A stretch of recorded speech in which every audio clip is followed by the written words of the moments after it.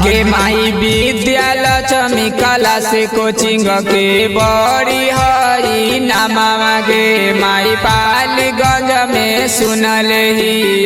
बहुते ता नामा गे माई बहुते ता नामा गे माई खिलल हई नामा गे माई विद्यालक्ष्मी कला से कोचिंग के बड़ी हई नामा गे माई पालीगंज में सुनल ही बहुते ता नामा गे माई।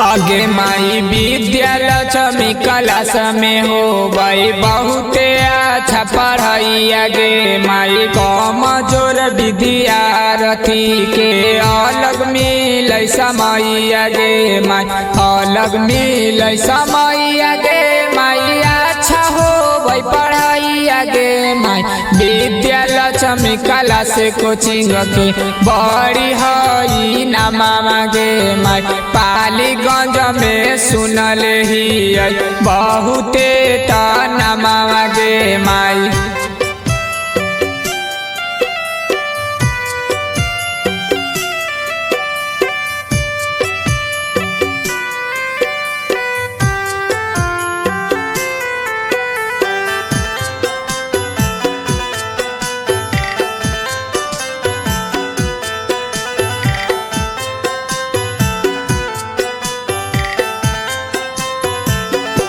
आगे माई पढ़ लिख के सबे बनवा पुलिस अफसर गे माई कोई चलई बटरे न पलेन